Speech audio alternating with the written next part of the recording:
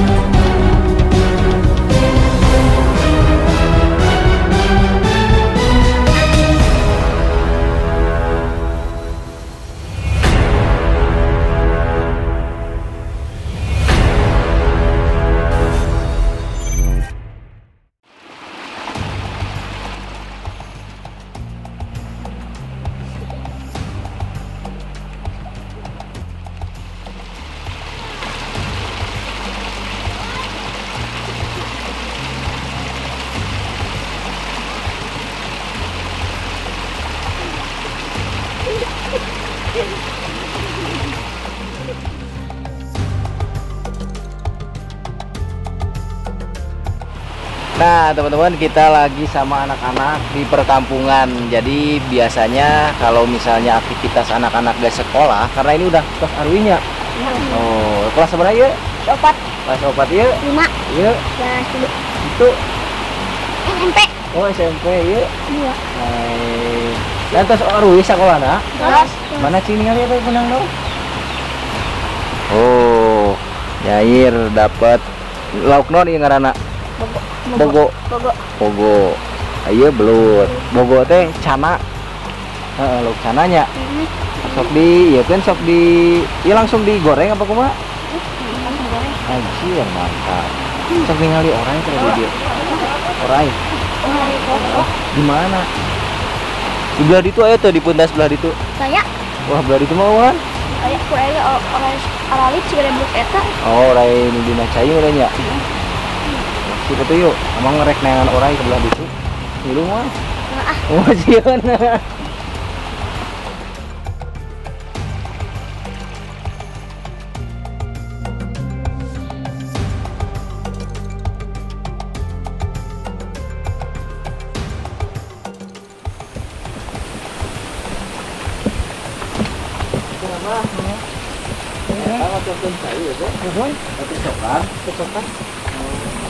Ikut kayak mang bungkul ya.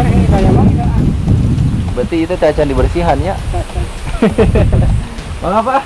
Kalau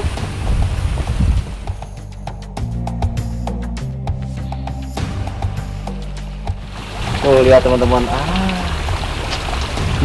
Barusan saya kira dia hidup coy, ternyata dia lagi dikerubutin sama semut dan laler. Gede sih. Kita lihat terus aja.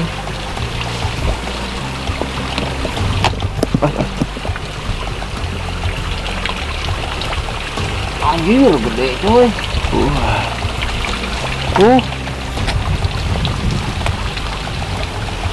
Tuh lihat teman-teman. Ini ular koros. Pitias koros, kayaknya prediksi saya dia lagi makan kodok. Nah, kodoknya baru sampai sini. Karena posisinya diam, ada petani dihajar dan koin seperti ini. Jadi ini merupakan salah satu bukti bahwa di perkampungan memang benar-benar masih awam terkait jenis-jenis ular.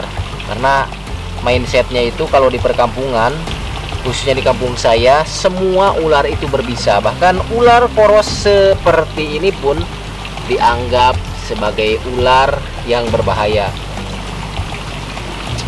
Karunya ini. Oke, kita biarin lagi di sini.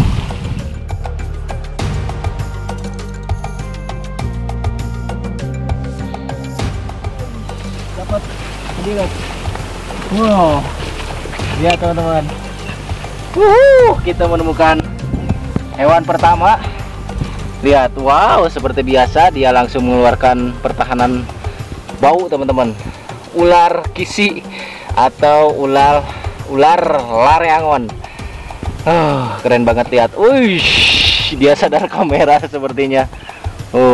Ular ini saya temukan barusan lagi di perairan ini nih, selokan kecil ini, karena memang dia adalah ular yang semi akuatik, ular pengontrol tikus kodok sama kata-kata kecil teman-teman. Wow, keren. Dan ini sebetulnya sekaligus saja kita opening. Jadi saya lagi di perjalanan teman-teman untuk menuju ke salah satu lokasi, dan di sini kebetulan masih sangat jernih airnya, masih sangat alami. Itu menandakan di sini tuh masih lumayan sejuk lah teman-teman. Tuh kita rencananya akan ke hutan sebelah sana, karena di sini tuh banyak banget perbukitan. Jadi hutannya tuh sebetulnya nggak terlalu rapat amat karena sudah banyak juga persawahan. Tapi kita akan coba cari hewan yang memang mungkin saja belum pernah kita temukan atau belum pernah saya jelaskan sebelumnya. Oke, seperti apa keseruan hari ini? Ikuti terus sahabat alam. Kita rilis lagi. Sini nih. Goodbye kawan. Ih, keren banget. Keren aslinya.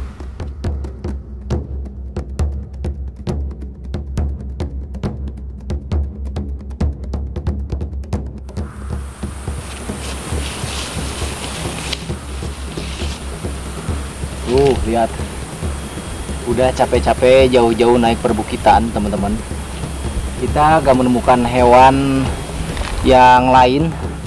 Bahkan tadi di sepanjang jalan pun kita itu ditemukannya itu dengan berbagai macam ulat teman-teman. Dan lihat, saya dari kejauhan melihat ada salah satu ulat kembali yang dulu pernah saya bahas tuh. Ulatnya ada di sana tuh, lagi ada di pohon. Kita coba lihat.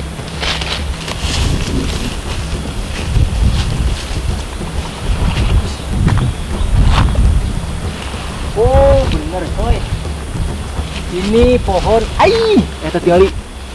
Oh my god, eta tiali loba. Lihat teman-teman, banyak banget coy. Yeah. Oke, daripada kita gak ada pembahasan, udah jauh-jauh ke sini nyari-nyari hewan gak dapet, kita bahas hewan ini aja teman-teman. Dan nih tepat banget, ini merupakan pohon sirsak, dimana pohon sirsak ini adalah salah satu tumbuhan yang memang digemari juga bagi ulat-ulat seperti ini. Ini merupakan ulat keket ya teman-teman, atau kalau di daerah saya Hileud sitataru atau Hileud sibadori. Dan ya ini karena memang kita udah jauh-jauh capek datang ke sini, daripada gak dapat konten, mending kita bahas ini lagi kembali, nggak masalah lah. Yang penting kita tidak sia-sia datang ke sini. Oke tuh masih banyak ini juga lobat yang guys. Tuh. Ya teman-teman.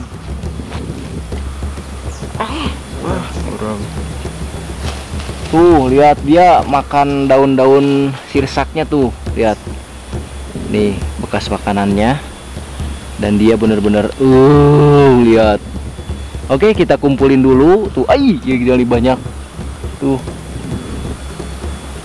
Kayaknya coy, lagi panas banget cuaca. Biasanya ulat-ulat kayak gini pada berjatuhan coy. Tuh. Oke, kita kumpulin dulu ulatnya. Kita bahas. Tuh lihat, banyak banget.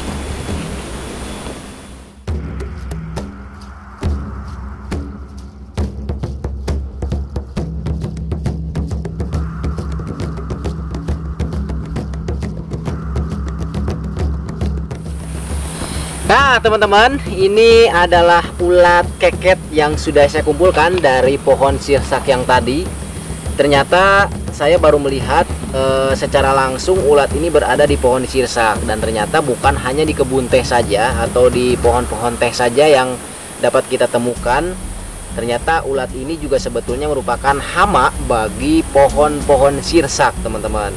Nah, berbicara masalah ulat keket, jadi ini mungkin bagi para subscriber saya, bagi para penonton saya yang memang sudah lama dan sudah pernah nonton tentang video ulat ini, mungkin sudah bosan. Tapi di sini juga saya sekaligus aja buat teman-teman, kenapa saya bahas lagi ulat ini? Karena tadi pun saya bilang kita udah jauh-jauh ngonten, udah jauh-jauh perjalanan, tapi gak nemu hewan yang mungkin unik dan lain sebagainya yang daripada gak bisa saya sampaikan, mending yang ada saja. Jadi daripada kita pulang tanpa hasil, kita bahas lagi aja hewan ini teman-teman. Tapi di balik itu teman-teman, terkadang saya juga ingin menyampaikan bahwa dalam perjalanan kita mencari konten, dalam perjalanan kita mencari hewan, itu tidak semudah yang kalian bayangkan, teman-teman. Nah, ini adalah buktinya seperti ini. Jadi nggak masalah lah walaupun kita bahas lagi hewan ini, mungkin bisa bermanfaat bagi teman-teman yang baru nonton dan baru subscribe channel saya. Oke? Nah, kita langsung saja bahas. Jadi ini merupakan ulat keket yang nantinya ini akan menjadi kupu-kupu terbesar atau kupu-kupu siramarama, atau nama latinnya Attacus atlas. Nah, ini merupakan ulat keket yang pada sebagian orang justru yang belum tahu ini dianggap berbahaya karena bentuknya selain besar, dia juga memiliki duri-duri seperti duri tajam di bagian punggungnya. Padahal itu bukanlah duri yang berbahaya, dan ulat ini tidak membuat gatal. Membuat gatal sih membuat gatal, cuma lebih ke gatal kecil aja gitu, teman-teman. Dari mana gatalnya? Biasanya dihasilkan dari kaki-kakinya yang tajam, teman-teman. Nah, itulah biasanya yang membuat gatal karena dia menempel pada kulit manusia. Yang sudah pernah saya buktikan adalah hal demikian. Bahkan saya sudah mengetesnya beberapa kali di tangan.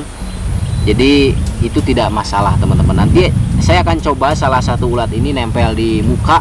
Apa yang akan terjadi, apa yang saya rasakan, karena mungkin kalau di tangan itu sudah tidak aneh, sudah tidak asing. Dan sebetulnya dari ulat ini pun mungkin di kampung saya pribadi gitu, teman-teman, masih dianggap sebagai ulat yang berbahaya. Nah, kalau kita lihat di bagian ini nih, kita coba buktikan buat teman-teman yang baru nonton tentang pembahasan ulat ini. Nah, lihat. Jadi ulat ini sebetulnya teksturnya itu dia benar-benar apa ya, teman-teman, kenyal lah, kenyal banget. Nah, di pensnya dia ini bisa mengeluarkan cairan seperti ini tuh. Kalau orang mah ngompol gitu, teman-teman, kencing dia. Nah, ini merupakan bagian tubuhnya yang sering ditakuti, yang sering dianggap berbahaya nih. Ini bagian durinya, padahal ini tidak berbahaya tuh. Lihat, saya sentuh seperti ini pun tidak masalah. Nah, justru yang membuat kulit kita agak sedikit gatal itu nih dari bagian kakinya sini nih. Lihat kan dia tajam dan ada bulu-bulu halusnya. Nah, itu justru yang bikin gatal-gatal tuh di situ, teman-teman. Tapi bukan gatal yang berlebihan kayak ulat bulu, teman-teman. Nah, ngomong-ngomong masalah ulat bulu ini terbagi menjadi beberapa bagian, khususnya ulat lah gitu ya. Ada ulat yang tidak memiliki bulu, ada ulat berbulu, ada juga ulat yang memiliki racun, teman-teman. Di antaranya adalah ulat bajra atau ulat matahari. Nah, itu pun sudah sering banget saya bahas. Bahkan dari beberapa juga ada yang memang dari spesies ulat bajra ini ada yang belum tercatat di Google, dan itu pernah saya bahas. Mudah-mudahan nanti kita bertemu lagi dengan ulat tersebut, nanti kita bahas lagi ulat tersebut, teman-teman. Wow, keren. Nah, ini seperti ini. Ini nantinya akan menjadi kupu-kupu besar. Nah, buat kalian yang penasaran sama pembahasan kupu-kupu sirama-ramanya atau kupu-kupu gajahnya, kalian bisa lihat di video berikut ini, teman-teman. Oke, kita coba lihat. Kita tempelkan dulu ya. Pertama-tama kita tes dulu di tangan. Nah, sudah saya tempelkan di tangan nih, teman-teman, dengan jumlah 1, 2, 3, 4, 5, 6, 7, 8, 9, 10, 11, 12 ekor ada di tangan saya. Namun ini ukurannya belum gede-gede, teman-teman. Tuh lihat. Ih. Oh, justru dia cenderung lembek kalau terlalu banyak dipegang. Dia itu bukan naon, bukan heras, tapi lembek, coy. Tuh, ini ulat justru dia malahan mengeluarkan cairan, dan dia lihat ini kotorannya segede gini, coy. Tuh lihat, kotorannya itu segede-gede kotoran kambing, teman-teman. Tuh, kotoran mana itu? Tuh lihat, teman-teman. Di tangan saya ini cuman geli aja, nggak ada efek apapun. Nah, sekarang coba saya akan tempelkan yang satu ini di bagian muka ya, teman-teman nih. Mana ya? Iya. Bismillahirrahmanirrahim. Tuh kan kalau di kulit yang tipis dia benar-benar sakit, coy. Anjir. Tuh. Kelihatan, Dot? Tuh, bagian kaki depannya dia benar-benar nusuk. Nah, itu yang bikin gatal sama sakit, coy. Tuh. Jadi sebetulnya ini bukan lebih gatal kayak ulat bulu teman-teman. Oh, seperti ini.